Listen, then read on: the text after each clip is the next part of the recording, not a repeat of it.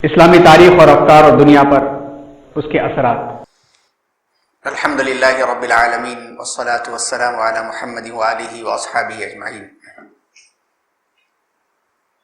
سلسلہ چل رہا ہے صلیبی جنگوں کا اور صلیبی جنگوں کے درمیان پیش آنے والے معاملات اور واقعات۔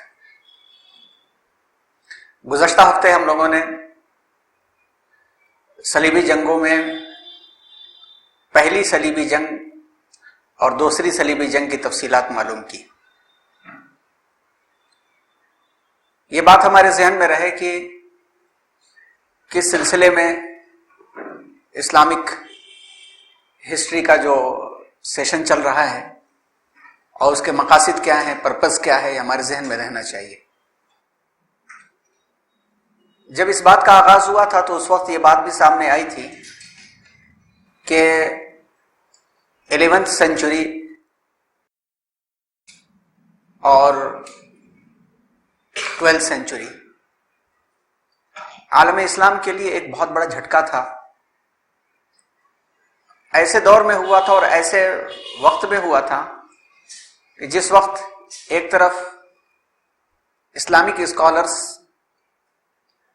پوری دنیا کو علم بانٹ رہے تھے۔ اسپین، غرناطہ، قرطبہ،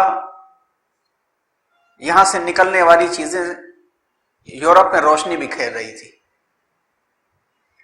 بغداد کا بھی دارالترجمہ اپنی سروس اور اپنی خدمات کے معاملے میں ایک مثال تھا۔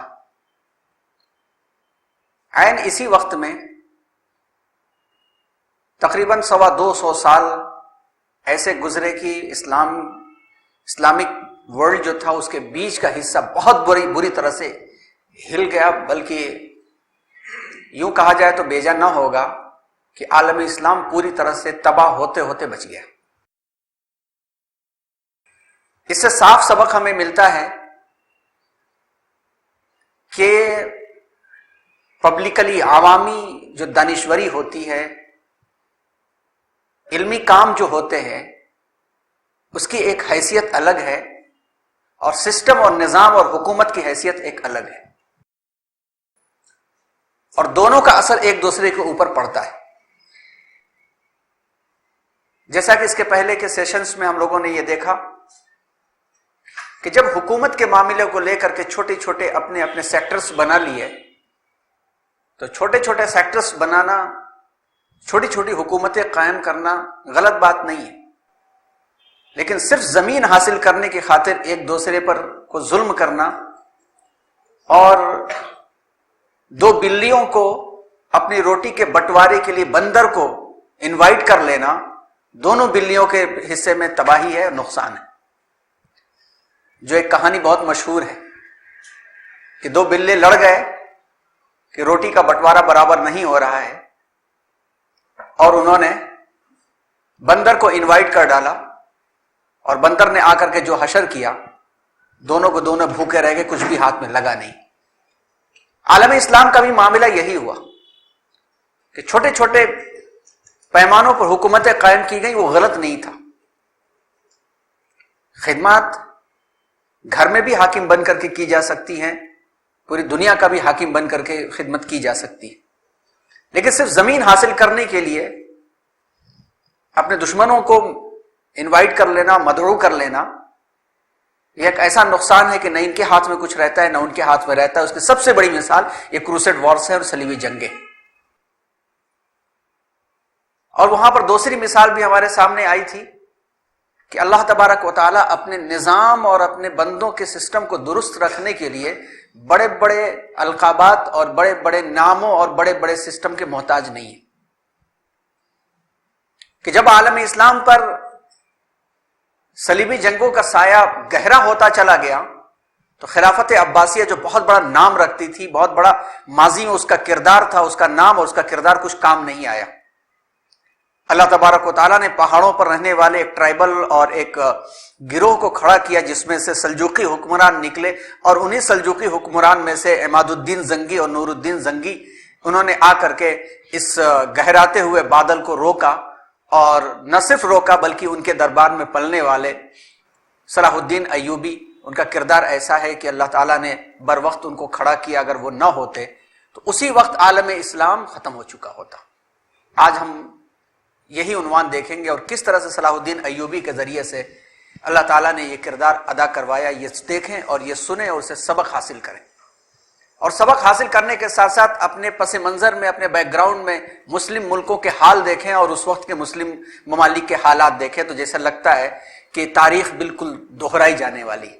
کبھی نظام اسی طرح سے پلٹ دیا جاتا ہے اور کبھی نظام میں باطل کو اور کرپٹ لوگوں کو ٹکرایا جاتا ہے. ان کی ٹکراؤ اتنی ہو جاتی ہے کہ اس جگہ سے دوسرا نظام جگہ پا جاتا ہے اور اس کی جگہ لے لیتا ہے. وہ تلک الایام نداولها بین الناس کے تحت ہم غور کرتے جائیں. پچھلی تمہید دہرانے کا اس وقت موقع بھی نہیں ہے کیونکہ کافی 1 گھنٹے کا وہ لیکچر تھا اور اپلوڈ بھی ہو چکا ہے. جو لوگ نہ رہے ہوں ایک مرتبہ اسے دیکھ لیں کیونکہ کافی وہ فکری باتیں تھیں. حالانکہ عام طور پر یوٹیوب پر ویڈیوز دیکھنے کا جو مزاج ہے وہ 4 سے 6 منٹ کا ہے، لیکن 4 سے 6 منٹ صرف جو ہیں وہ گائیڈ لائن لینے کے لیے یا کچھ سکون حاصل کرنے کے لیے ہو سکتے ہیں، مگر فکر کو لانے کے واسطے جو فکری باتیں ریسورس اور حوالوں کے ساتھ بیان کی گئی ہوں ان کو دیکھنا چاہیے. پچھلے سیشن میں ہم لوگ آ کر کے رکے تھے کہ مسلمانوں کی آپسی نا اتفاقی اور ناچاقی کی وجہ سے کروسیڈ وارز ہوئیں، اور ان کروسیڈ وارز کے پولیٹیکل بھی ریزنز تھے، زیادہ پولیٹیکل تھے اور اکنامیکل بھی تھے، ریلیجیس بھی تھے. اس کے سبب جو ظلم ہوا عام لوگوں پر اور جو لاکھوں لوگ مارے گئے، تباہ ہوئے، اس کے بیس اور اس کی وجہ کیا کہ آپس کی نا اتفاقی. پہلی کروسیڈ وار یعنی صلیبی جنگ کے بعد جب بیت المقدس پہ صلیبیوں کا قبضہ ہو گیا، اور انہی کے رائٹرز نے جن کے بارے میں بتایا تھا، ان کی 3 مشہور کتابیں ہیں، ان کی 3 مشہور کتابوں کا ٹائٹل بھی دکھا دیں گے. امیزون کے اوپر وہ جو ہیں اویلیبل بھی ہیں، منگا کے پڑھی جا سکتی ہیں. انہوں نے خود ان مظالم کی داستان لکھی کہ کس طرح سے عام لوگوں پر، عام انسانوں پر ظلم کیا گیا. اور یہ بات بھی آئی تھی کہ اس کا نشانہ صرف مسلمان ہی نہیں بنے تھے بلکہ یہ وحشی درندے جہاں سے نکلے تھے اپنوں کو بھی تباہ کرتے نکلے تھے. اور بیت المقدس کے اندر جب انہوں نے قبضہ کیا تھا تو وہاں رہنے والے عیسائیوں اور یہودیوں کو بھی انہوں نے نہیں چھوڑا تھا. ان کے رائٹرز خود لکھتے ہیں. اللہ تبارک و تعالیٰ نے پھر عماد الدین زنگی کو کھڑا کیا. عماد الدین زنگی کے بیٹے نور الدین زنگی، انہوں نے مل کر کے عالم اسلام کو سنبھالا اور سیکنڈ کروسیڈ وار یعنی دوسری صلیبی جنگوں میں ایک حصہ خالی کرا لیا. اور ان کا جو ارمان تھا اور ان کی جو یہ سوچ تھی کہ بیت المقدس کو پھر سے ہم آزاد کرائیں، جو 1099 عیسوی میں صلیبیوں کے ہاتھ چلا گیا تھا. لیکن ان کا ارمان پورا نہ ہو سکا. اتنا ان کو کانفیڈنس تھا، اتنا یقین تھا کہ ہم اسے آزاد کرا لیں گے. اس یقین کی بدولت انہوں نے ایک ممبر بھی بنوایا تھا لکڑی کا کہ ہم جب آزاد کرائیں گے تو وہاں کھڑے ہو کے ہم خطبہ دیں گے اسی ممبر پر چڑھ کر کے. وہ ممبر اب 20ویں صدی کے آخر تک بھی وہاں بیت المقدس میں تھا. جب 1972 اس کے آس پاس جو آگ لگی تھی اسی میں ممبر وہ جل گیا تھا. تو اتنا ان کو کانفیڈنس تھا، لیکن ان کی زندگی پوری وفا نہیں کر سکی اور وہ دنیا سے رخصت ہو گئے. اس کے بارے میں حوالے بھی آپ کے سامنے آئے اور تفصیلات بھی آپ کے سامنے آئی.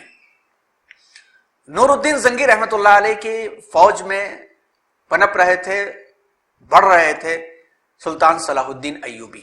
آج کا جو عنوان ہے وہ ہے the crusade wars and rule of the Sultan Salahuddin Ayyubi to save Islamic world. صرف بیت المقدس ہی نہیں بلکہ انہوں نے پورے عالم اسلام کی آبرو کو بچا لیا. عالم اسلام کی حفاظت سلطان صلاح الدین ایوبی کا کیا کردار تھا. جب نور الدین زنگی کا انتقال ہوا تو ان کے بیٹوں کے اندر بھی وہی خرابیاں آ گئی جن خرابیوں سے حکومتوں کے ٹکڑے ہوتے.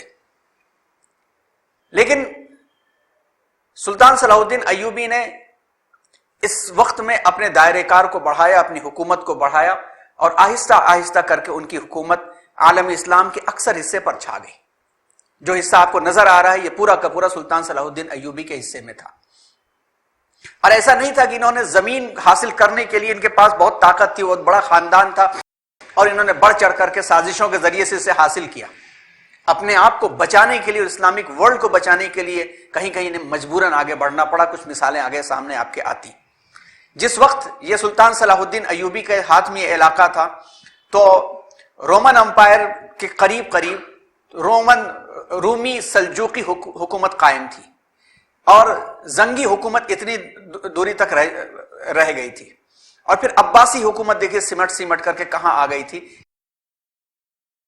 ایسی عباسی حکومت جس حکومت میں ہارون رشید جیسا عظیم الشان بادشاہ ایسا گزر چکا کہ جب بادل اس کی چھت سے گزرتا تو جملہ کہا کرتا، ایک مشہور جملہ ہے ہارون رشید کا، امطی حیث شئتی یأتینی خراجک، اے بدلی اور اے بادل تو جا جہاں پر بھی جا کے برسے گا، اس بارش سے جو بھی غلہ آئے گا اس کا ٹیکس میرے ہی پاس پہنچے گا۔ اتنا بڑا اس کے پاس علاقہ تھا۔ یہ عباسی خلافت یہاں پر تک آ کر کے یہ ٹک گئی تھی، اور یہ پورا کا پورا علاقہ جو تھا یورپ سے آئے ہوئے صلیبیوں کے ہاتھ میں تھا، اور خاص طور پر اس بیچ میں یہ علاقہ جو فلسطین اور بیت المقدس کا علاقہ تھا اس کے اوپر صلیبی قبضہ تھا۔ سلطان صلاح الدین ایوبی نے جو دائرہ کار بڑھایا تھا اس میں سب سے بڑا مقصد یہ تھا ان کا کہ مسجد اقصی کو واپس حاصل کرنا۔ اب آئیے ایک ایک کر کے واقعات کے طور پر آگے بڑھتے چلے جاتے ہیں۔ 1096 سے 1291 تک جملہ 200 سال، کچھ مورخین کے مطابق 225 سال صلیبی جنگوں کا دور شمار ہوتا ہے، اور صلیبی جنگیں کیوں کیا یہ سارے جوابات پہلے گزر چکے ہیں۔ سن 1100 سے لے کر کے سن 1186 کے درمیان سلطان صلاح الدین ایوبی کے ہاتھوں شکست تک جملہ 86 ایئرز 86 سال بیت المقدس پر صلیبیوں کا قبضہ رہا۔ جملہ 7 یا بعض مورخین کے مطابق 9 صلیبی جنگیں ہوئیں۔ پہلی جنگ میں بیت المقدس پر صلیبیوں کا قبضہ ہوا، اس کے بعد سلجوقی ترک حکمران عماد الدین زنگی اور نور الدین زنگی کے ہاتھوں صلیبیوں کی شکست کے بعد یورپ نے متحد ہو کر کے عالم اسلام پر حملہ کر دیا۔ ایسے عالم سلجوق حکمرانوں کے پروردہ سلطان صلاح الدین ایوبی محافظ اسلام بن کر کے ابھرے اور تنے تنہا پورے یورپ کے حملے کو ناکام کر دیا۔ جس وقت سلطان صلاح الدین ایوبی نے حکومت کے دائرے کو بڑھایا، کم از کم 12 یا 13 مسلم حکومتیں تھیں اس وقت، بلکہ آپ نے پچھلے سیشن میں دیکھا بھی ہوگا کہ جس وقت بیت المقدس مسلمانوں کے ہاتھ سے گیا تھا اس وقت بھی یہ 12 یا 13 حکومتیں تھیں۔ اگر یہ حکومتیں مل گئی ہوتی نا تو پھر کسی کی جرأت نہ تھی کہ یہ داخل ہو پاتا۔ وحشی جو کام کرتے ہیں وہ کرتے ہی ہیں،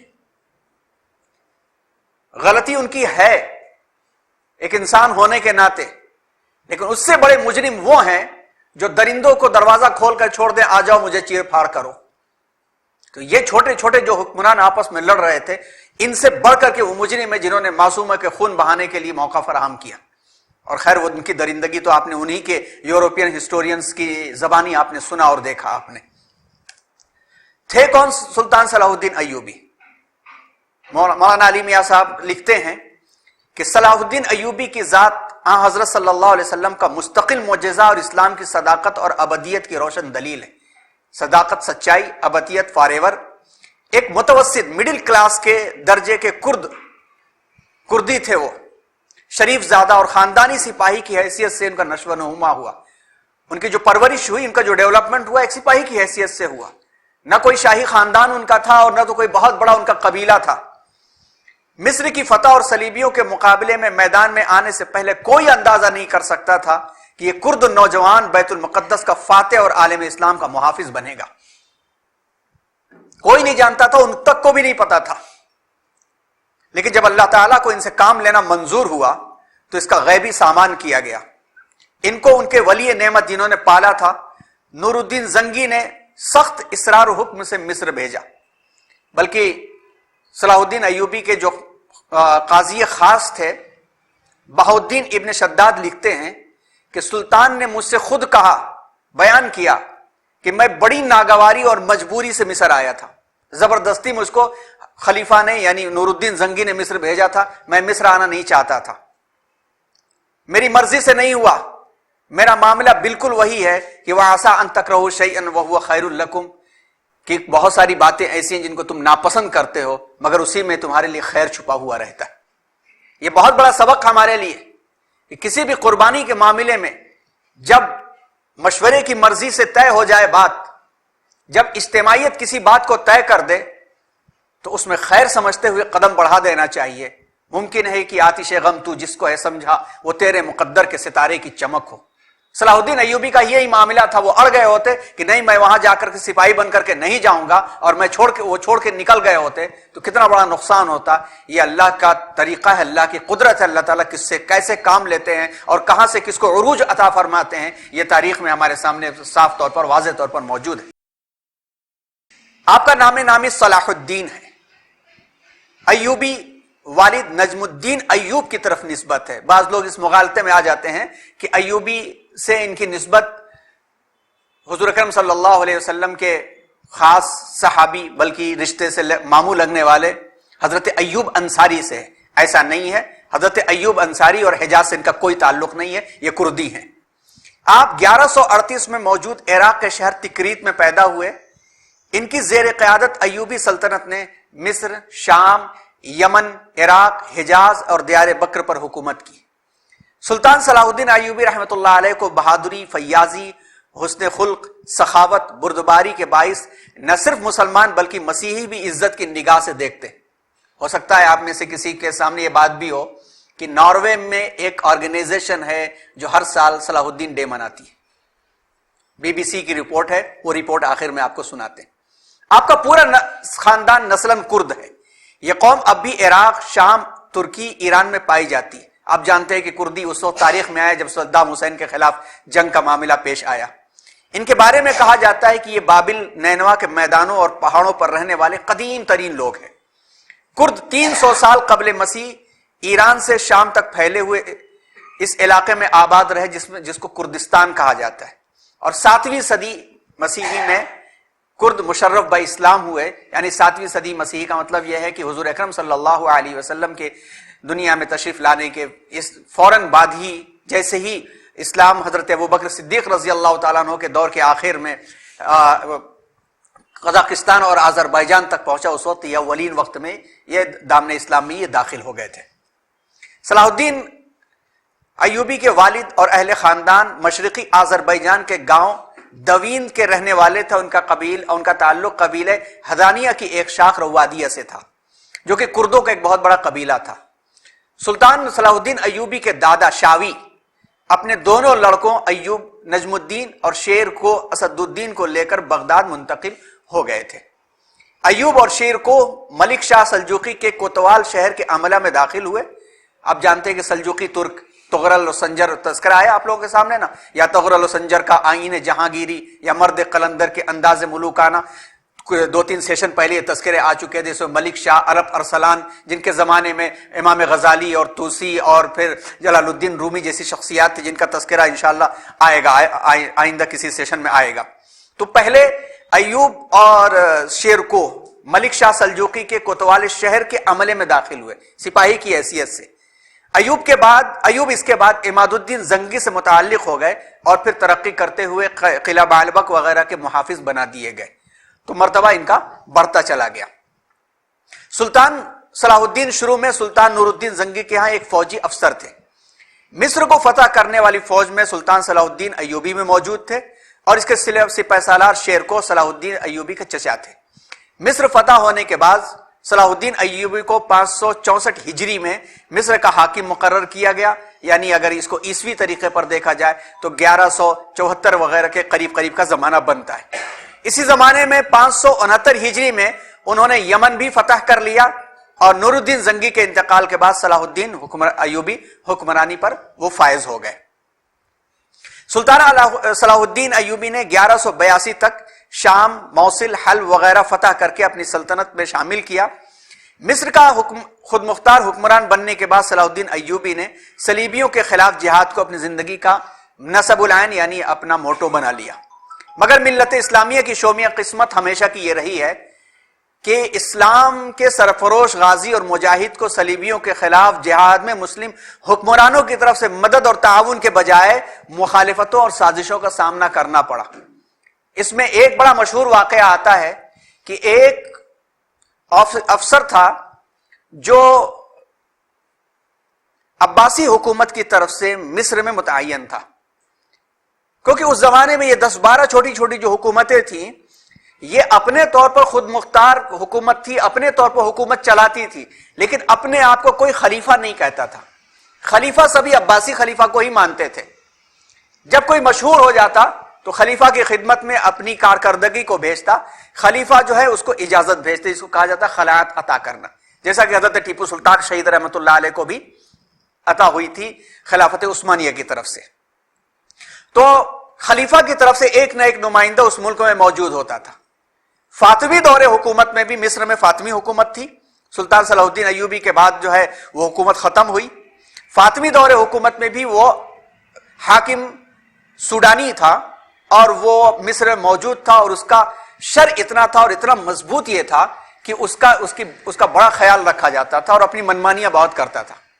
صلاح الدین ایوبی رحمۃ اللہ علیہ کے بعد سے عدل و انصاف کا جو نظام قائم ہوا تو اس کے اوپر بھی روک لگی. بجائے اس نے کہ ان کا ساتھ دینے کے بجائے اس نے بغاوت کر دی، اور بغاوت کر کے 25,000 سوڈانیوں کو جمع کر لیا، اور قریب کی صلیبی شہروں کو جہاں پہ صلیبیوں کا قبضہ تھا وہاں پر یہ میسج بھیجا، یہ پیغام بھیجا کہ ہم لوگ ان سے لڑ رہے ہیں، آپ بھی ان پر حملہ کر دو. یہ خط سلطان صلاح الدین ایوبی کے جاسوس نے پکڑ لیا. اگر یہ خط مس ہو گیا ہوتا اور یہ پاس ہو گیا ہوتا تو سلطان صلاح الدین ایوبی دونوں طرف سے پس گئے ہوتے. یہ 25,000 سوڈانیوں سے لڑتے کہ صلیبیوں سے لڑتے جو لاکھوں کی تعداد میں سرحدوں پر موجود تھے. اور آپ جانتے ہیں کہ سوڈانیوں کی طاقت، جو لوگ حج عمرہ کرنے جاتے ہیں تو جب وہ آتے ہیں تو کالی آندھی کر کے لوگ بھاگ لیتے ہیں کہ کس انداز سے وہ آتے ہیں اور کیسے کچلتے ہوئے چلے جاتے ہیں. سلطان صلاح الدین ایوبی کی بیدار مغزی اور ان کے جاسوسی نظام کی وجہ سے اللہ تبارک و تعالیٰ نے انہیں بچایا، اور یہ پیغام وہاں تک نہیں پہنچ سکا، اس کے پہلے اس بغاوت کو انہوں نے دبا دیا.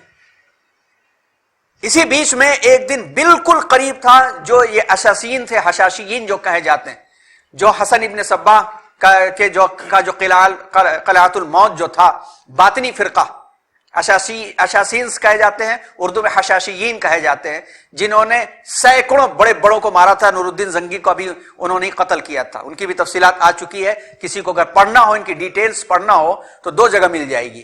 ایک تو یہ ہے کہ ائمہ تلبیس کے نام سے ایک کتاب ہے، اس میں بھی تفصیلات مل جائیں گی، اور نہیں تو داستان ایمان فروشوں کی ناول بھی پڑھ لے تب بھی اندازہ ہو جائے گا کہ کتنا خطرناک یہ گروہ تھا اور کتنا انہوں نے نقصان پہنچایا. اس کے بھیجے ہوئے بالکل قریب ہی تھے کہ اپنا کام تمام کر جاتے، لیکن ان کی بیدار مغزی کی وجہ سے اللہ کو ان سے کام لینا تھا، لہٰذا وہ بچ گئے، ورنہ یہ بھی اسی دن شہید ہو گئے ہوتے. اس طرح سے بہت چھوٹی چھوٹی سازشیں ہوتی رہیں، لیکن سلطان صلاح الدین ایوبی نے باطنیوں کے قاتلانہ حملوں کو بھی برداشت کیا. سیف الدین نور الدین زنگی کے جو جانشین تھے ان کے جانشینوں نے بھی مخالفت جاری رکھی. شام کے چھوٹے چھوٹے حکمران بھی مخالف رہے، مگر سلطان صلاح الدین ایوبی نے بہت محنت سے ان کا مقابلہ کیا اور علاقوں کو پھیلاتے چلے گئے. ان کی طاقت کم ہوتی چلی گئی. ایسا نہیں تھا کہ بڑے پرسکون حالات کے اندر انہوں نے بیت المقدس کو واپس لیا تھا. گویا ان کے لیے سب سے بڑی مثال یہ ہے کہ 32 دانتوں کے درمیان میں زبان جو ہے وہ بچی بھی رہے، چلتی بھی رہے. یہی کام انجام دیا سلطان صلاح الدین ایوبی نے. اب آئیے دوسری صلیبی جنگ اور مارکہ حطین. پہلی صلیبی جنگ میں ہم نے دیکھا تھا کہ بیت المقدس ہاتھ سے چلا گیا تھا اور پھر اس کو واپس لینے کے لیے محنتیں رہیں، مگر وہ پوری طرح سے کامیاب نہیں ہو پائیں. 4 جولائی 1187 کا وہ تاریخی دن تھا جب مارکہ حطین میں مسلمانوں نے صلاح الدین ایوبی کی قیادت میں صلیبی لشکر کو دے کر بیت المقدس کی فتح کے لیے راہ ہموار کر لی. صلیبی کمانڈر ریجینالڈ کے ساتھ 4 سالہ امن معاہدہ ہو چکا تھا. سلطان صلاح الدین ایوبی نے امن کا معاہدہ کر لیا تھا کہ ہم لوگ نہیں لڑیں گے آپس میں، تمہارے پاس جو علاقہ ہے تم رکھو، ہمارے پاس اپنے علاقوں پر حکومت کرنے دو. دونوں کو معاہدے کی پابندی کرنی تھی، لیکن ریجینالڈ نے دھوکہ دیا اور ایک موقع پر حاجیوں کے قافلوں پر دھوکے سے اس نے حملہ کیا اور بڑا ظلم کیا. جب بےکس حاجیوں نے رحم کی درخواست کی تو اس نے ایک گستاخانہ جملہ استعمال کیا اور کہا اپنے محمد سے کہو کہ تمہیں رہائی دلائیں، تمہیں بچائیں آ کر کے. اس کے علاوہ اس نے مکے اور مدینے پر بھی حملہ کرنے کا منصوبہ بنایا، اور منصوبہ بنانے میں یہ بھی منصوبہ بنایا تھا کہ روزہ اطہرہ ہی ختم کر دیں گے. حضور اکرم صلی اللہ علیہ وسلم کے قبر مبارک کو ختم کرنے کا ناپاک منصوبہ اس نے تیار کیا. سلطان کو یہ خبر پہنچی تو سلطان نے اسی دن منت مانی کہ اگر یہ بے ادب اس کے ہاتھ آ گیا تو اپنے ہاتھ سے قتل کروں گا. یہیں سے حطین کی جنگ کی بنیاد پڑتی ہے. یہی ریزن تھا، یہی سبب تھا. خود سے آگے نہیں بڑھے تھے، یہ اس کا کام تھا۔ 1186 میں ریجینالڈ نے صلیبی امراء کے ساتھ مدینہ منورہ پر حملہ کرنے کی غرض سے حجاز کی طرف رخ کر لیا۔ اب کوئی چارہ نہیں بچا تھا کہ سلطان صلاح الدین ایوبی اپنی جگہ پر بیٹھے رہ جائے۔ صلاح الدین ایوبی نے ان کی پیش رفت، انیشیٹو، روک تھام کے لیے اقدامات کیے۔ فوراً ریجینالڈ کا تعاقب کرتے ہوئے حطین کے مقام پر جا لیا۔ 1187 کو حطین کے مقام پر تاریخ کی خوفناک ترین جنگ کا آغاز ہوا، اور اس جنگ کے نتیجے میں 30,000 عیسائی ہلاک ہوئے۔ مورخین لکھتے ہیں کہ یورپ کا کوئی ایسا گھر نہیں بچا تھا جہاں سے کوئی نہ کوئی مرا نہ ہو۔ لین پول لکھتا ہے، جس کی کتاب کا حوالہ بار بار آ رہا ہے، لین پول لکھتا ہے کہ ٹوٹی ہوئی صلیبوں، کٹے ہوئے ہاتھ پاؤں میں مردوں کے ڈھیر اس طرح لگے ہوئے تھے جیسے پتھر پہ پتھر پڑے ہوئے ہوں، اور کٹے ہوئے سر زمین پر اس طرح بکھرے ہوئے تھے جیسے خربوزوں کے کھیت میں خربوزے پڑے نظر آ رہے ہوں۔ حکمت عملی کیا اختیار کی سلطان نے؟ لاکھوں کی فوج کے سامنے کس طرح سے وہ ٹک سکے؟ سلطان صلاح الدین ایوبی نے جو اسٹریٹجی اور جو حکمت عملی اختیار کی، سب سے پہلے تو ایک تو ان کا علاقہ تھا، وہاں کے پہاڑوں اور نشیب و فراز سے یہ واقف تھے، وہاں کے موسم سے یہ واقف تھے۔ صلاح الدین ایوبی نے صلیبی لشکر کو ایسے تھکا دینے والے راستے کی طرف ڈھکیلا جس پر جولائی کی گرمی میں صلیبیوں کے لیے گزرنا ممکن نہیں تھا، اور آپ عام طور پر دیکھیں تو ان کا سپاہی عام طور پر سر سے لے کر کے پیر تک جو ہے وہ لوہے کے کپڑے ہی پہنا کرتا تھا اس ٹائم پر، اور ایسی سخت گرمی میں کچھ ایسے اعمال بھی کیے کہ لڑنے سے پہلے ہی ان کی جنگ لڑنے کی ہمت جواب دے گئی۔ دوسرا کام یہ کیا کہ انہوں نے یہ اسٹریٹجی استعمال کی کہ پانی کے بڑے ذخیرے سے صلیبیوں کو محروم کر دیا، جبکہ ان کے لشکر میں اس کی فراوانی تھی۔ مورخین لکھتے ہیں کہ جب صلیبی لشکر گرمی میں پیاس کی شدت سے نڈھال ہو کر چلنے سے بھی قاصر تھے، اس وقت سلطان کے لشکر میں پانی بہت موجود تھا۔ اس کے ساتھ ساتھ صلاح الدین ایوبی نے خشک گھاس اور جھاڑیوں میں آگ لگوا دی، جس کا دھواں صلیبیوں کے لیے عذاب سے کم نہ تھا۔ جولائی کی گرمی، آہنی لباس، لوہے کا لباس، پتھر کا راستہ، پیاس کی شدت، پھر آگ سے اٹھنے والا دھواں، یہ وہ چیز تھی جس نے تلواریں ٹکرانے سے پہلے ہی صلیبی فوج کو احساس دلا دیا تھا، شکست جنگ سے پہلے ہی مل چکی تھی۔ یہ ان کی حکمت تھی، اس سے پتہ چلتا ہے کہ ان کے ذہن کے اندر ذہن کس تیزی کے ساتھ کام کیا کرتا تھا اور کس تیزی کے ساتھ وہ پیش رفت کیا کرتے تھے۔ مارکہ حطین میں فتح ملتی ہے۔ لین پول لکھتا ہے کہ جب فتح ہو گئی تو انہوں نے ایک ٹینٹ لگوایا، خیمہ لگوایا، اور قیدیوں کو حاضر کرنے کا حکم دیا۔ قیدی جب سامنے حاضر ہو گئے تو دو بادشاہ جو اس وقت وہاں موجود تھے، گائی اور ریجینالڈ، یہ دونوں بلوائے گئے۔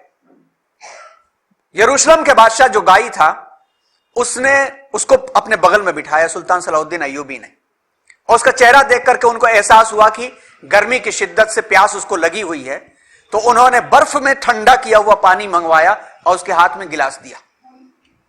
انہوں نے پانی پیا تو ریجینالڈ نے لپک کے گلاس لینا چاہا، صلاح الدین ایوبی نے روک دیا کہ میں نے نہیں دیا ہے، میں نے نہیں دیا ہے اس لیے کہ جو نمک اور روٹی کھا لے، پانی پی لے تو وہ امن میں مانا جاتا ہے۔ میں نے اس کو پانی نہیں دیا تھا، اور میں نے اس کو قتل کرنے کی 2 مرتبہ قسم کھائی تھی۔ ایک مرتبہ تو اس وقت جب تو نے مکہ اور مدینہ کے مقدس شہروں پر حملہ کرنا چاہا تھا، دوسری طرف اس وقت جب تو نے حاجیوں کے قافلے پر حملہ کیا تھا اور کہا تھا وہ مظلوموں کی آہو بکا کے جواب میں کہ اپنے محمد کو بلاؤ، وہ آ کر کے بچائیں گے، تو فوراً جملہ استعمال کیا، ہا انا انتصر لمحمد صلی اللہ علیہ وسلم، لے میں تیری بے ادبی کا جواب محمد صلی اللہ علیہ وسلم کی طرف سے لیتا ہوں، اور اپنے ہاتھوں سے قتل کیا ریجینالڈ کو۔ یہ دیکھ کر کے گائی بادشاہ جو تھا وہ بھی سہم گیا کہ اب میری باری ہے، مگر اس کو تسلی دی کہ بادشاہوں کا دستور نہیں ہے کہ وہ بادشاہوں کا قتل کیا کریں، مگر یہ شخص حد سے آگے گزر چکا تھا، اس کو مارنا ضروری تھا۔ یہ دونوں مثالیں اس کے سامنے، ہمارے سامنے ہے، اور ریجینالڈ کا یہ انجام ہوا۔ سلطان صلاح الدین ایوبی کی رحم دلی بھی دیکھی، حالانکہ وہ جو بادشاہ تھا اسی کے تحت پورے یروشلم کے اندر، بیت المقدس کے اندر معصوموں کا خون بہایا گیا تھا، لیکن اس کے باوجود بھی اس کے ساتھ عزت کا معاملہ کیا، اور جس شخص نے گستاخی میں انتہا کر دیا تھا اس کے ساتھ یہ معاملہ انہوں نے کیا۔ اب آئیے بیت المقدس کی فتح۔ ابھی تک ہم نے یہ دیکھا کہ سلطان صلاح الدین ایوبی کا بیک گراؤنڈ کیا تھا، کہاں سے نکل کر کے وہ کہاں تک پہنچے تھے، اور حطین کی جو جنگ تھی وہ جنگ کا ریزن کیا تھا، سبب کیا تھا؟ جولائی 1187 کو جنگ حطین میں زبردست شکست کے بعد عیسائیوں کی مملکت یروشلم کمزور پڑ گئی. کئی اہم شخصیات صلاح الدین کی قید میں چلی گئی. ستمبر کے وسط یعنی مڈل میں صلاح الدین ایوبی نے عکا، نابلوس، یافا، سیدون، بیروت اور دیگر شہر فتح کر لیے. جنگ کے شکست خوردہ عیسائی سور پہنچ گئے، جہاں حطین کے معرکہ کے شکست خوردہ کئی عیسائی جنگجو بھی وہاں پر شامل تھے. اور ایسا نہیں تھا کہ یہ بڑھتے چلے گئے. کئی واقعات بھی آتے ہیں صلاح الدین ایوبی کے بارے میں، کتابیں پڑھی جائیں اور اس میں اوراق دیکھے جائیں تو انہوں نے دونوں سطح کا کام کیا تھا. ایک تو اس محاذ کا بھی کیا تھا اور ساتھ ساتھ میں اصلاح کا کام بھی بہت کیا تھا انہوں نے. دو واقعات بہت مشہور ہیں، یہاں پر ذکر کرنا بہت سبق آموز ہوگا کہ جس وقت یہ بیت المقدس کو واپس لینے کی تیاریاں کر رہے تھے، ان کو اطمینان نہیں ہوتا تھا اور اسی غیر اطمینانی میں کئی سال گزر گئے تھے. آپ نے دیکھا کہ یہ حاکم بننے کے تقریباً 7-8 سال کے بعد معرکہ حطین ہوا. یہ 7-8 سال جو تھے یہ بیت المقدس کو واپس لینے کی تیاریوں کے ہی تھے، کیونکہ جس وقت نور الدین زنگی رحمت اللہ علیہ کا انتقال ہوا تھا اس کے بعد سے فوراً ہی بیت المقدس کی طرف رخ کرنا تھا، مگر نہیں ہو سکا. اس کے دو اسباب سامنے آتے ہیں تاریخ میں. پہلا سبب تو یہ ہوتا ہے کہ ان کے جاسوسوں نے خبر دی، جاسوسی نظام بہت اچھا تھا ان کا. جاسوسوں نے خبر دی کہ نوجوان راتوں کو غائب رہتے ہیں اور کچھ عجیب عجیب حرکتیں کرتے ہیں. انہوں نے جب اس کے بارے میں پتہ لگوایا تو فوجیوں کے ٹینٹ سے اور نوجوانوں کے گھروں سے لکڑی کی تختیاں نکل کر کے آئیں. لکڑی کی تختیاں نکل کر کے آئیں اور ان تختیوں میں عجیب شہوت کو بھڑکانے والی تصاویر تھی. جب مزید انہوں نے تحقیق کروایا تو پتہ یہ چلا کہ یورپین صلیبیوں کی طرف سے باقاعدہ نوجوانوں کو شہوت اور جو ہے گندے کاموں کی طرف لگانے کے لیے اس طرح کے ننگی رنگی تصویریں لکڑیوں کے اوپر چھڑائی گئی ہیں تاکہ اسے دیکھ کر کے ان کی جذبات بھڑکیں اور پھر وہ جو ہیں جو جذبات کا شکار ہو جاتا ہے، لا تقربوا الفواحش ما ظہر منها وما بطن لا تقربوا الزنا انه كان ساء سبیلا، یہ جو اس کا شکار ہو جاتا ہے پھر اس کے اندر لیڈرشپ اور قیادت کی صلاحیت نہیں موجود رہتی. اصل سبب یہ ہوا تھا کہ سلطان صلاح الدین بھیس بدل کر کے کسی بھی شہر اور جگہ اور جو ہے جو ٹینٹ تھا اور جو ٹریننگ ہاؤس تھا وہاں کی مسجد میں فجر میں پہنچ جاتے تھے. جب فجر میں پہنچے تو انہوں نے دیکھا کہ نوجوان فجر سے غائب ہے.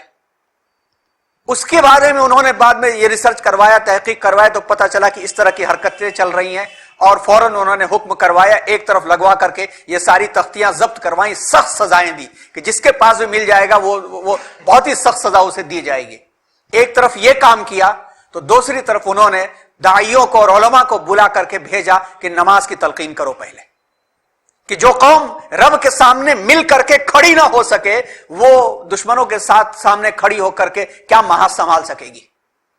اور تلقین کیا، 3-3.5 سال لگ گئے اس عرصے میں. اور اس کے بعد ایک مرتبہ جو انہوں نے دورہ کیا اور فجر کی نماز کو انہوں نے دیکھا کہ بھری ہوئی ہے مسجد جمعے کی طرح سے، تو پھر انہوں نے کہا کہ اب ہم آگے بڑھیں گے، اب ہمیں کوئی نہیں روک سکتا. کچھ الفاظ تبدیل ہیں لیکن کام انہوں نے اسی قسم کا اور اسی انداز کا کیا تھا. اور یہ بات بھی مشہور ہے کہ شامیر جو وزیر اعظم اسرائیل کا تھا اس نے بھی ایک سروے کروایا تھا اور سروے کے نتیجے میں اس نے کہا تھا کہ جب تک جمعے کی نماز کے برابر فجر کی نماز کی تعداد نہیں ہو جاتی تب تک مسلمانوں سے میں کوئی خطرہ نہیں ہے. اور مسجدوں میں نمازی نہ جمع ہو سکے، ایک تہذیب کے نام پر پنپا ہوا ملک کیا کر رہا ہے ہم اور آپ جان رہے ہیں. اس قسم کی اصلاحی کام بھی سلطان صلاح الدین ایوبی نے کیے. اور ایسا نہیں ہے کہ اپنے شاہی طریقے پر رہتے تھے. حاکم بننے سے پہلے ابن شداد جو ان کے پرسنل اسسٹنٹ تھے، قاضی ابن شداد، ان کی تحریریں پڑھی جائیں کہ اگر حاکم بننے سے پہلے اگر تھوڑا سا اچھا لباس پہنتے بھی تھے، اچھا کھاتے پیتے بھی تھے، انہوں نے سب کچھ چھوڑ دیا اور ایک دم سے وہ راہبانہ زندگی کے اوپر آ گئے. یہ حالات میں ان حالات کے ساتھ انہوں نے اصلاحی کام بھی کیا تھا، تب جا کر کے عوام کا ساتھ ملا تھا، ورنہ بادشاہوں کی نہ دولت ملی، نہ ان کا ساتھ ملا، نہ بغدادی خلیفہ نے ساتھ دیا اور نہ باقی بادشاہوں نے ساتھ دیا تھا۔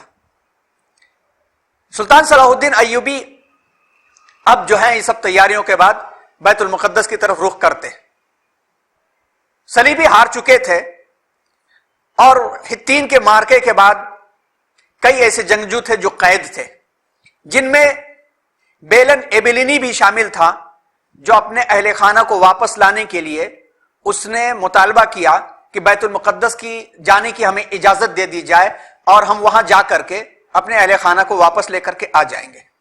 سلطان نے اس شرط پر اجازت دی کہ 1 دن سے زیادہ قیام کرنے کی اجازت نہیں ہے، لیکن جب وہاں پہنچا تو ملکہ ازبیلا نے اس شہر کا ڈیفنس اور دفاع کرنے کے لیے مطالبہ کیا کہ فوج کی کمان کو اب سنبھال لو۔ بیلن نے اس مطالبے کو تسلیم کرتے ہوئے جنگ کی تیاریاں شروع کر دی اور شہر میں اس نے سامان جمع کرنا شروع کر دیا۔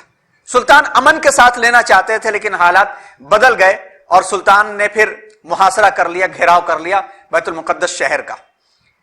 20 ستمبر 1187 کو بیت المقدس فوجیں پہنچ گئیں۔ صلاح الدین اور بیلن کے درمیان مذاکرات ہوئے۔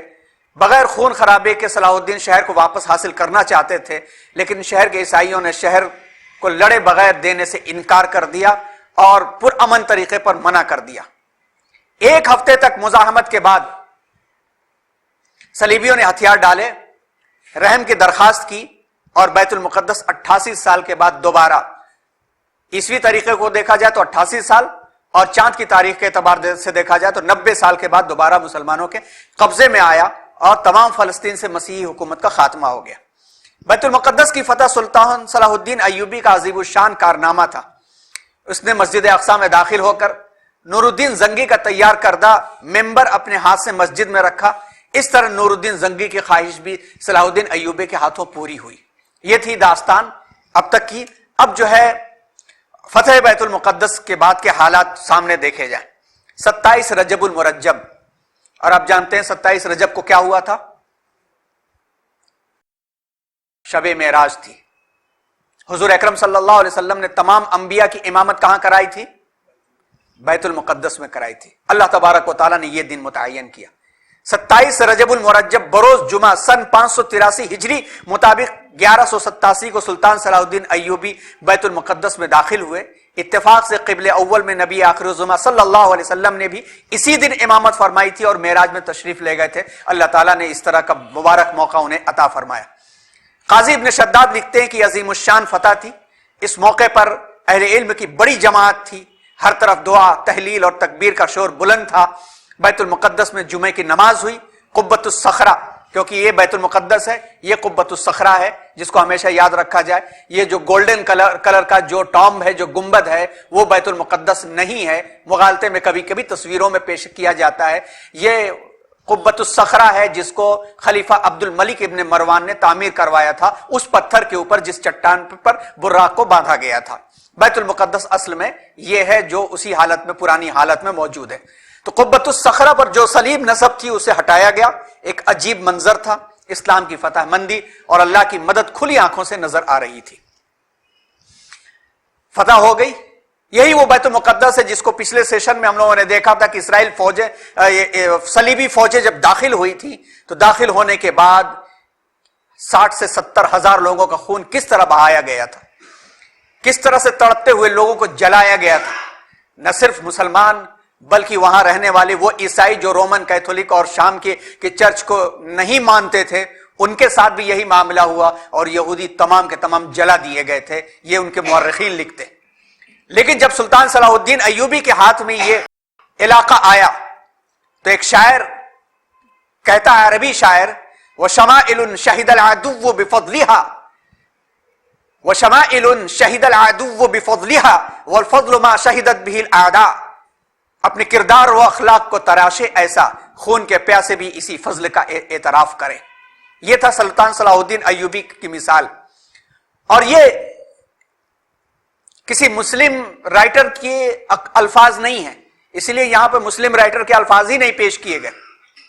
اس سلسلے میں صلاح الدین صلیبی جنگیں اس عنوان پر ایک چھوٹا سا کتابچہ ہے جن کو سید صباح الدین عبد الرحمان نے لکھا ہے، دارالمصنفین سے شائع ہوا ہے، اسے بھی دیکھا جا سکتا ہے، اور ثروت سولت کی ملت اسلامیہ کی مختصر تاریخ اسے بھی دیکھا جا سکتا ہے، اور اسی طرح سے مولانا علی میاں صاحب کی کتاب تاریخ دعوت و عزیمت کی جلد اول کو بھی دیکھا جا سکتا ہے۔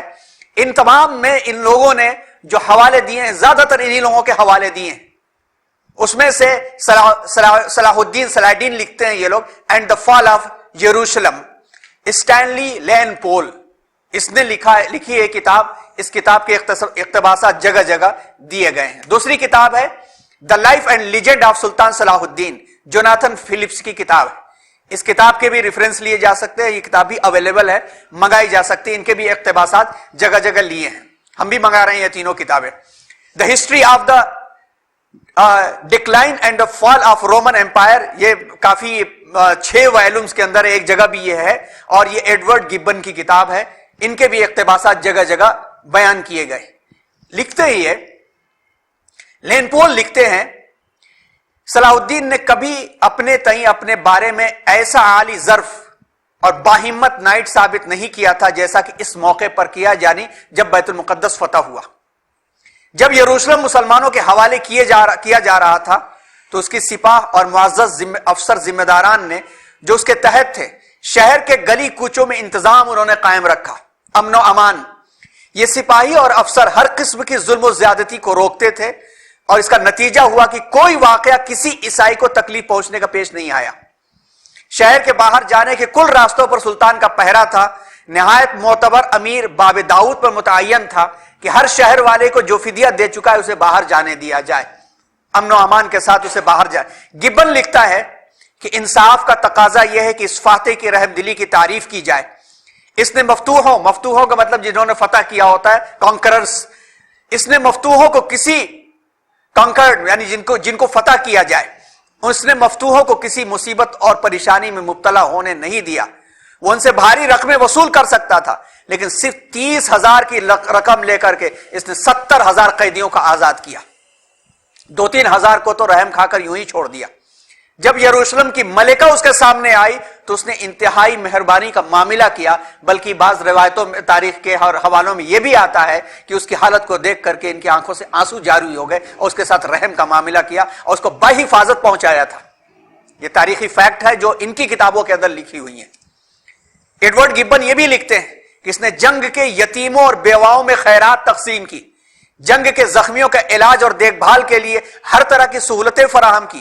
وہ قرآن کے دشمنوں کے ساتھ ہر طرح کی سختی میں پیش آنے میں حق بجانب تھے، کر سکتے تھے، مگر اس نے جس فیاضانہ رحم دلی کا ثبوت دیا، اس سے نہ وہ صرف تعریف اور تحسین بلکہ محبت کیے جانے کے قابل ہے۔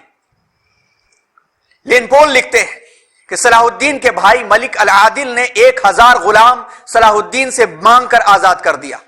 پھر صلاح الدین نے خود شہر میں یہ اعلان کروا دیا کہ تمام بوڑھے جن کے پاس زر فدیہ یعنی وہ آزادی کا ٹیکس دینے کو نہیں ہے وہ آزاد کیے جاتے، وہ جہاں چاہیں جائیں۔ جن عیسائی عورتوں کے شوہر مر چکے تھے انہیں صلاح الدین نے بلا کر ان کے مرتبہ اور درجہ کے لحاظ سے بہت پیسہ عطا کیا۔ یہ جہاں جہاں عورتیں گئیں اس عزت اور فیاضی کا چرچا ہوتا چلا گیا۔ ایسے ہی یورپ میں اسلام نہیں پھیلا تھا، یہ سارے ریزنز تھے۔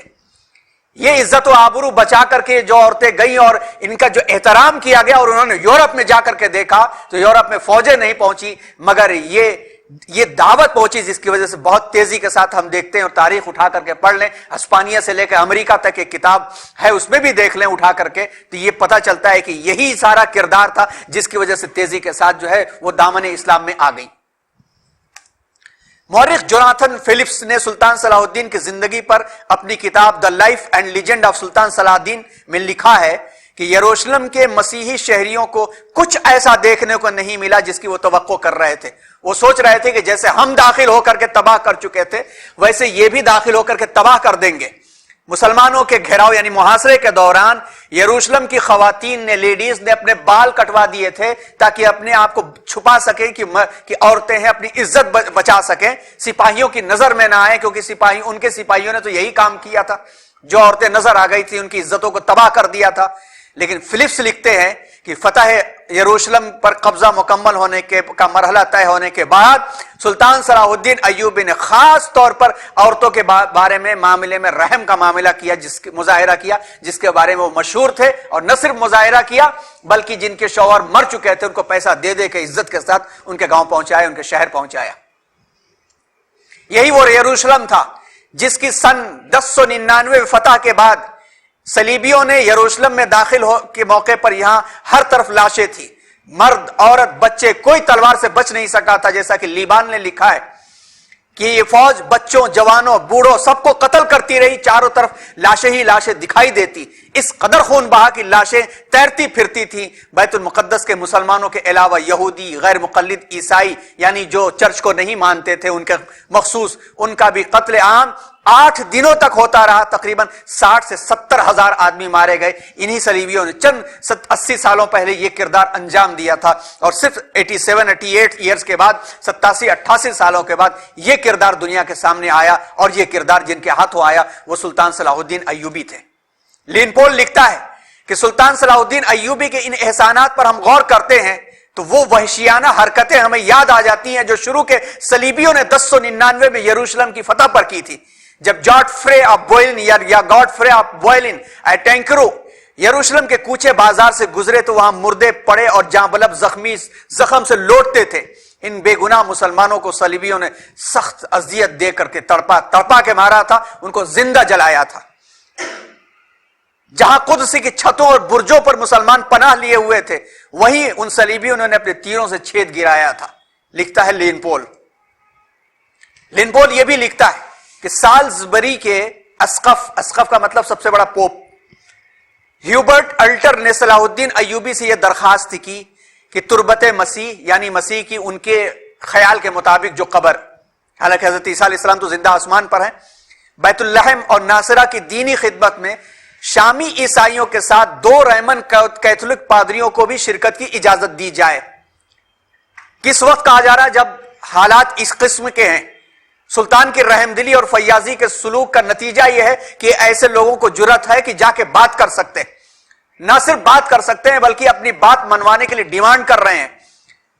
تو سلطان نے اس بات کو منظور کر لیا اور تینوں مقامات پر رومن کیتھولک پادری مقرر کر دیے گئے کہ آپ اپنے اعتبار سے کام انجام دیجئے۔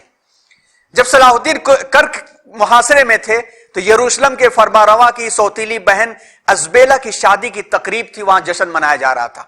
اخلاق کی مثال دیکھیے، اور لین پول لکھتا ہے کہ شادی کی تقریب تھی اور وہاں پہ شادی کا جشن منایا جا رہا تھا۔ سلطان صلاح الدین ایوبی نے گھیراؤ کر رکھا تھا۔ گھیراؤ کرنے میں کیا ہوتا ہے؟ کھانا پینا پانی سب بند کر دیا جاتا ہے تاکہ عاجز ہو کر لوگ جو ہے شکست قبول کر لیں، لیکن سلطان صلاح الدین نے اپنے دشمن کے پاس شادی کا کھانا بھیجوایا کہ آج شادی ہے، کھانا بھیج دو ان کے یہاں، اور فوج کو حکم دیا کہ جس برج میں جس ٹیکر میں دولہا دلہن ہے تو وہاں پر تیر اندازی نہ کی جائے، تیر نہ پھینکے جائے کہ کہیں دولہے دلہن کو تکلیف نہ ہو جائے۔ اور بھی بہت ساری مثالیں ہیں جو اگلے سیشن میں آپ کے سامنے آئیں گی، جب ریچرڈ لائن ہارٹ کے ساتھ ان کا معاملہ ہوا 3rd کروسیڈ وار کے اندر۔ اب آئیے یہ بھی دیکھتے ہوئے چلیں کہ کیوں ناروے جیسا ملک جو ہے وہ صلاح الدین ڈے مناتا ہے۔ یہ ہے BBC اردو کی رپورٹ۔ ناروے کا ایک ادارہ ہاؤس آف لٹریچر جو سن 2009 سے مسلسل بین الاقوامی صلاح الدین ڈے یعنی انٹرنیشنل صلاح الدین ڈے، یوم صلاح الدین منا رہا ہے۔ BBC اردو سروس نے ناروے کے ایک ادارے ہاؤس آف لٹریچر سے رابطہ کیا اور ان سے پوچھا کہ ناروے میں کسی کو صلاح الدین ڈے منانے کا خیال کیسے آیا۔ اس ادارے کی رکن اور صلاح الدین ڈے کی کیوریٹر ایسلڈ لاپے گارڈین لاہن نے بتایا کہ اس کا خیال پہلی مرتبہ سن 2008 میں ناروے کے قومی شاعر ہیزک ویرگے لینڈ کی 200 سالہ تقریبات کے درمیان میں آیا، اور اشد لاہن نے یہ بھی بتایا کہ 2008 میں اس تقریب کے دوران ناروے کے ایک مصنف تھیور والڈ اسٹین نے تجویز پیش کی تھی کہ ویرگے لینڈ کی سوچ کیا تھی۔ ویرگے لینڈ آپ دیکھیں گے تو وہاں کا ریفارمر مانا جاتا ہے جس نے ناروے کے قانون کے اندر کافی ترمیمات کی تھی، اس کی ڈیٹیلز آپ تلاشیں تو مل جائیں گی۔ وہ ایک مسئلے کی حیثیت سے مانا جاتا ہے کہ سب کے حقوق برابر دیے جائیں۔ تو اسی موقع پر اس تھیور والڈ اسٹین نے صلاح الدین کے بارے میں بتایا کہ ان کی یاد میں بھی ایک دن منانا چاہیے، کیونکہ یہ بات قابل غور ہے، کیونکہ انہوں نے یروشلم کی فتح کے موقع پر جس کردار کا اظہار کیا تھا وہ یہودیوں اور مسیحیوں اور مسلمانوں کے مل کر رہنے کے بارے میں ایک سب سے بڑا سبق ہے۔ یونٹی ان ڈائیورسٹی کا جو کانسیپٹ پریکٹیکل انہوں نے پیش کیا تھا کہ ہر ایک آزادی کے ساتھ اپنی اپنی عبادت گاہوں کا ذمہ دار بھی ہے، ہر ایک کی عورتیں محفوظ بھی ہیں، جو رہنا چاہے گا وہ عزت کے ساتھ رہے گا، جو جانا چاہے گا وہ عزت کے ساتھ واپس بھیجا جائے گا، یہ کردار ان کا دیکھ کر کے ناروے نے بین الاقوامی یوم صلاح الدین منانے کا ارادہ کیا۔ اور یہی صرف نہیں، B B C Urdu London 2 اکتوبر 2020 کی رپورٹ میں مزید اور بھی باتیں شامل کی گئی کہ فرسٹ ورلڈ وار، پہلی عالمی جنگ کے دوران ایک جنگی جہاز کو HSM سلاڈین کا نام دیا گیا۔ پھر سن 1959 اور 1994 کے درمیان برطانوی فوج نے، برٹش آرمی نے سلاڈین کے نام سے ایک بختر بند گاڑی بھی بنائی۔ یہ وہی برٹن ہے، برطانیہ ہے، جہاں سے انگلینڈ کے بادشاہ رچرڈ شیردل نے تیسری صلیبی جنگ میں مسیحی فوج کی قیادت کی تھی۔ رچرڈ لائن ہارٹ کے نام سے مشہور ہے، آپ جانتے ہیں، اگلے سیشن میں جب تذکرہ آئے گا تو کیونکہ یہ رچرڈ کے ساتھ جو صلاح الدین ایوبی کا جو معاملہ تھا بڑا دلچسپ معاملہ اور عجیب معاملات تھے۔ یہ وہ بہادر لوگ تھے جو لڑتے تھے تو ہاتھ پیر کاٹ کے گردن پھینک دیا کرتے تھے نیچے، لیکن لڑائی کے بارے میں طے ہے کہ بھئی 10 سے شروع ہوگی، 5 کو ختم ہو جائے گی، تو 5 کو ختم ہو گئی تو ختم ہونے کے بعد وہیں پر بیٹھ کر کے وہ آپس میں مشاعرے کر رہے ہیں، وہیں پر بریڈ کھا رہے ہیں، اپنی اپنی فوجوں اپنے زخمیوں کو لے کر کے جا رہے ہیں، آ رہے ہیں، جا رہے ہیں، رشتہ داریاں ہو رہی ہیں، کوئی لڑتا نہیں تھا۔ یہ بہادری تھی، آئے گا تذکرہ اس کا۔ سلطان صلاح الدین ایوبی کے اعزاز میں انگلینڈ کی فوجی بختربند گاڑی ملک کے نارفولک ٹینک میوزیم میں رکھی ہوئی ہے۔ میوزیم نے تصدیق کی ہے اس بختربند گاڑی کا نام سلاڈین صلاح الدین ایوبی کے نام پر رکھا گیا ہے، مضبوط ترین۔ جوناتھن فلپس لکھتے ہیں کہ میں کہوں گا کہ تاریخ میں کوئی ایسی مثال تلاش کرنا ناممکن ہے کہ جس میں ایک شخص نے کسی مذہب اور کسی قوم کے ماننے والوں کو اتنی چوٹ پہنچائی ہو اور پھر بھی اتنا مقبول ہو ان کے اندر۔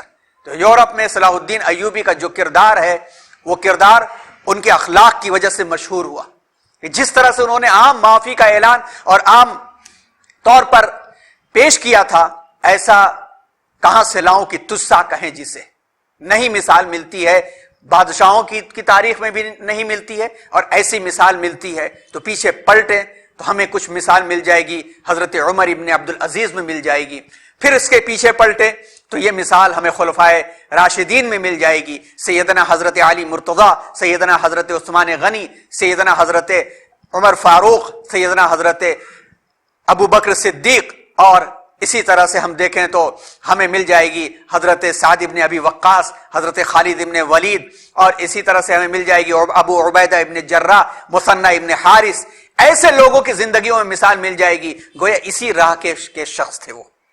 تو سلطان صلاح الدین ایوبی کا یہ جو کردار تھا، اس کردار کی وجہ سے جو اگلی تیسری صلیبی جنگ ہوئی وہ اس سے بھی زیادہ خطرناک تھی، لیکن اس کردار کی وجہ سے سلطان صلاح الدین ایوبی نے تنہا عالم اسلام کو سنبھالے رکھا۔ 6 لاکھ کی فوج کے سامنے تنہا وہ کھڑے رہے، بالآخر مصالحت ہوئی، معاہدہ ہوا، وہ آگے بڑھ کر کے روکا اور یہ فوجیں واپس چلی گئی۔ تو بس سلطان صلاح الدین ایوبی کے اس تذکرے پر یہیں پر روکتے ہیں۔ اگلا جو عنوان انشاءاللہ ہوگا اس میں تیسری صلیبی جنگ بہت اہم ہے، اس کے بارے میں ذرا لمبی بات ہوگی، اور اس کے بعد کی جو جنگیں ہیں بس تذکرے کے طور پر کی ہوں گی، اور اس کے آخر کا جو سبق ہے آخری صلیبی جنگ کا وہ بہت اہم ترین سبق ہے، پہلے بھی آ چکا ہے، پھر سے دہرایا جائے گا، جس سے ہمارے اور آپ کے لیے بہت بڑی مثال ملتی۔ تو سلطان صلاح الدین ایوبی کی یہ مثال ہمیں اور آپ کو جو سبق دیتی ہے وہ سبق یہ دیتی ہے کہ مشکل سے بھی مشکل حالات ہو جائیں، ایک مسلمان اپنا کردار نہیں بھولتا ہے۔ حالانکہ سلطان صلاح الدین ایوبی کے سامنے ہی سارے معاملات ہوئے تھے، لیکن اس کے باوجود بھی ظلم کا جواب ظلم سے سلطان نے نہیں دیا، اور ظلم کا جواب ظلم سے سلطان نے دیا ہوتا تو ممکن ہے کہ چند اور سالوں کے لیے بیت المقدس جیسا شہر مسلمانوں کے ہاتھ میں ہوتا، لیکن کچھ سالوں کے بعد سے پھر سے یورپ لے چکا ہوتا۔ جب ہم تاریخ کے اوراق اور ڈیٹیل میں کھنگالیں گے تو ہمیں پتہ چل جائے گا کہ 87 سالوں میں جو بیت المقدس सलीबियों के हाथों में रहा, उसका इंतजाम और इंसराम जिस तरह से रहा, अवाम भी उनकी फेडअप हो गई। उन्होंने याद करना शुरू किया कि इससे बेहतर तो मुसलमानों के हाथ में था कि किसी के लिए कोई रोक नहीं, कोई टोक नहीं। रात की तन्हाई में भी एक औरत सोना उछालती हुई चली जाती थी तो उसके सोने को क्या, उसके चेहरे को भी कोई देखने वाला नहीं होता था, बल्कि खुद मर्द पर्दा करते हुए कुल लिल मुमिनीन यगुद्दू मिन अब्सारिहिम के तहत किनारे हट करके चले जाया करते थे।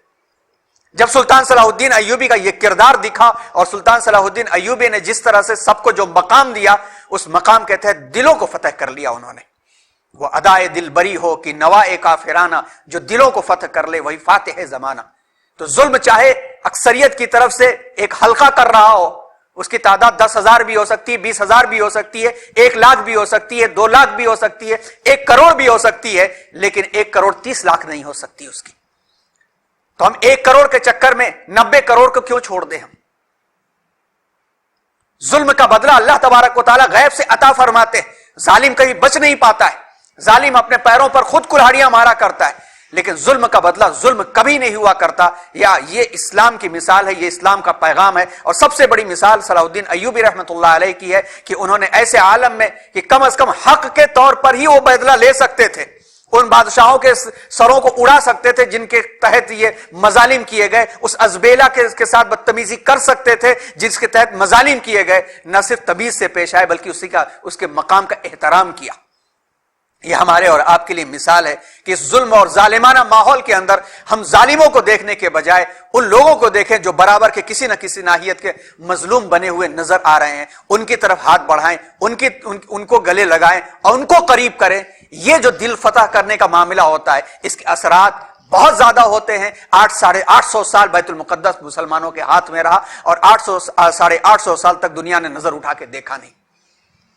सुल्तान सलाहुद्दीन अय्यूबी का किरदार था। यही वजह है कि सुल्तान सलाहुद्दीन अय्यूबी बड़े एहतराम, बड़ी मोहब्बत के साथ याद किए जाते हैं। अल्लाह तबारक व तआला अमन और मोहब्बत के पैगाम को आम करने की तौफीक अता फरमाए, जुल्म से रुकने और जुल्म से रोकने की भी तौफीक अता फरमाए। आमीन। व आखिर दावाना अनिल हम्दुलिल्लाहि रब्बिल आलमीन। सुब्हानल्लाहि बिहम्दिही सुब्हानल्लाहिल अज़ीम।